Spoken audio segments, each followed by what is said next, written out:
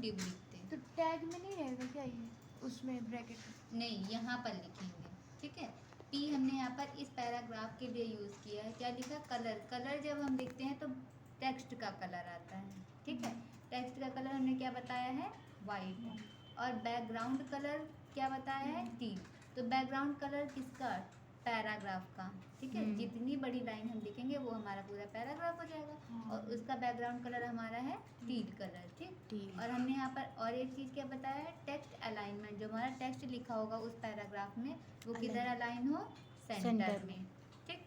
ये हमने CSS की कोडिंग इतनी पैराग्राफ के अंदर लिख कर स्टाइल क्लोज किया और हेड क्लोज कर दिया, ठीक। मैम ये ब्रैकेट क्यों लगाया? ये लिखने का मेथड है, ऐसे ही लिखते हैं हमेशा, ठीक। ये लिखने का एक सिंटैक्स जिसको बोल सकते हो, ऐसे ही लिखेंगे CSS की कोडिंग, है ना। और फिर बॉडी में हमने यहाँ पर लिखा क्या? पैराग्राफ में लिख दिया this is element selector CSS coding, ठीक।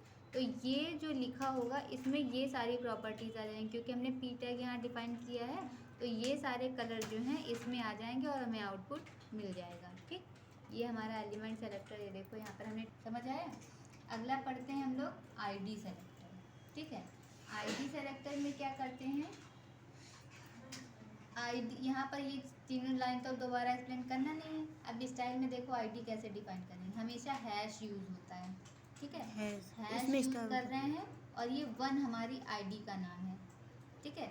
1 यहाँ पर ID का नाम है। ये सारी प्रॉपर्टीज हमने चेंज करी। कलर दे दिया ब्लू, बैकग्राउंड कलर पिंक और टेक्स्ट अलाइनमेंट राइट कर दिया। अभी सेंटर था इससे पहले वाले में।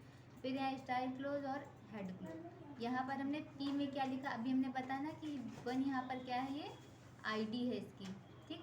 तो यहाँ पर हम ID जब हैश के साथ कर रहे हैं तो यहाँ पर लिखेंगे P, पैराग्राफ में लगा रहे हैं ID इज इक्वल टू 1। ये हमारी 1 वाली ID, मतलब ये सारी जो प्रॉपर्टीज हमने लिखी हैं वो इस वाले पैराग्राफ में ले आओ, ठीक। अब जब इसको तुम रन करवाओगे तो क्या होगा? यहाँ पर हमने पिंक कलर का दिया है और टेक्स्ट अलाइनमेंट राइट दिया था तो राइट हमारा इधर हो गया, ठीक। तो ID के लिए हमेशा क्या लगाते हैं? हैश लगाते हैं। और जिस टैग में तुम्हें ID के प्रॉपर्टीज चाहिए तो क्या कर देंगे? P जैसे टैग में लगाया तो P ID is equal to 1 2 जितनी भी तुम्हें बनानी होंगी वो बना देना, ठीक है। ID सेलेक्टर हो गया, एलिमेंट सेलेक्टर हो गया। अगला पढ़ते हैं क्लास सेलेक्टर, ठीक। क्लास सेलेक्टर में क्या है? कोई चेंज नहीं है, बस डॉट लगाते हैं। ID में हम लोग हैश यूज करते हैं और क्लास में हम लोग डॉट लगाते हैं। और C हमने यहाँ पर क्लास का नेम दे दिया है, ठीक है। अब यहाँ पर हमने यहाँ पर क्या लिखा? H1 में हम चेंज नहीं कर रहे हैं। जिसमें चेंज कर रहे हैं तो उसमें हमें लिखना पड़ेगा कि P हमारा पैराग्राफ है, क्लास इज इक्वल टू लिख दो C हमारा क्लास का नेम था। इससे पहले ID का नेम 1 था तो हम ID इज इक्वल टू 1 लिख रहे थे।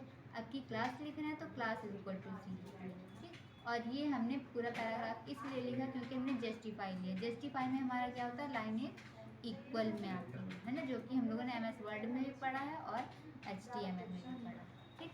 अब क्या करते हैं? अब इसको रन करवाते हैं। ये है क्लास सेलेक्टर में हमने जो भी चीज़ डाली है ये है, ये ID था।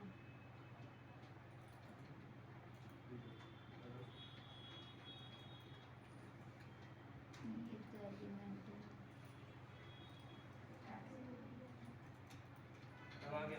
ये है हमारा ना।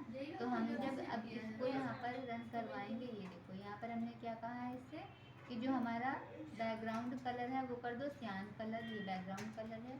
रेड कलर हमारा टेक्स्ट का है और जस्टिफाई कर दिया। इसमें सारी लाइनें इक्वल पे आ रही हैं, ठीक। तो ये हमारा क्या था? हो गया क्लास सेलेक्टर। अब अगला क्या है? Universal selector. यूनिवर्सल का मतलब क्या होता है? यूनिवर्स मतलब क्या होता है? ब्रह्मांड, है ना। तो उसमें सारी चीज़ें होती हैं। तो सेम वही काम हम लोग यहाँ करेंगे, लेकिन लिखेंगे क्या? यूनिवर्सल सेलेक्टर के लिए एस्ट्रिक यूज़ होता है, ठीक।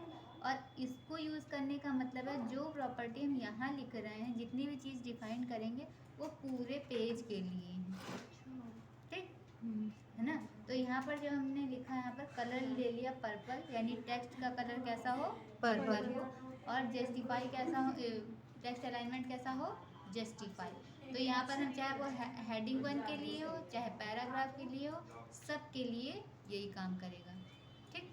और अब जब इसको रन करवाएंगे तो ये देखो हमारा ऐसा अगर मैम बीजी बैकग्राउंड कलर देते तो बैकग्राउंड कलर भी आ जाता है, सबके लिए सेम रहेगा, अलग अलग किसी के लिए नहीं, ठीक है ना।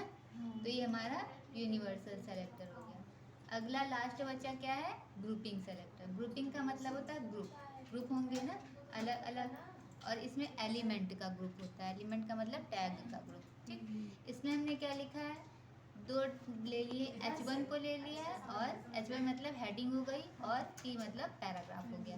तो ग्रुपिंग का मतलब दो चीज़ें हो गई, दो एलिमेंट ही तो हुए, एलिमेंट का कलेक्शन हमारा हो गया ग्रुप। तो हमने दे दिया H1, और P टैग में क्या करना है, पर्पल कलर का टेक्स्ट लिखो, टेक्स्ट अलाइनमेंट जस्टिफाई करना, और बैकग्राउंड कलर कर देना श्याम। तो ये H1 में तो आ रहा है, मगर H2 में यानी कि नहीं आना चाहिए ना, क्योंकि हमारी H1 में हमने दिया ही नहीं, अगर यहाँ H2 देते तब तो होता। तो ये जितनी प्रॉपर्टी है किसमें H1 में H1 में और P टैग के अंदर, ठीक, दो में, और एक में नहीं आई। तो यही देखो यहाँ पर हो रहा है, ये देखो हमारा H1 में आ रही है, P टैग में आ रही है, लेकिन कहाँ H2 हेडिंग में नहीं आ रही है, ठीक है। तो ये करना है। और अभी क्या करना है, हमारे कहने का मतलब, जो अभी सब लोग अपने अपने सिस्टम पे बैठ के रन करवाओ, क्या करना है, यहाँ पर पहली लाइन कुछ भी, चाहे अपना नाम लिखो, 4 लाइनें बनानी है, ठीक, 4 लाइन्स लिखनी है। फर्स्ट और थर्ड लाइन रेड कलर की लिखी होनी चाहिए, सेकंड और फोर्थ लाइन ग्रीन कलर की। ये हेडिंग के बाद रेड ग्रीन हेडिंग वेडिंग मैंने कुछ कहा ही नहीं है, जो 4 लाइन रखनी है। हाँ, 4 लाइन रखनी है, और जिसमें पहली और थर्ड रेड कलर की हो, सेकंड और फोर्थ ग्रीन कलर की। जाओ आप कलर रन करवाओ।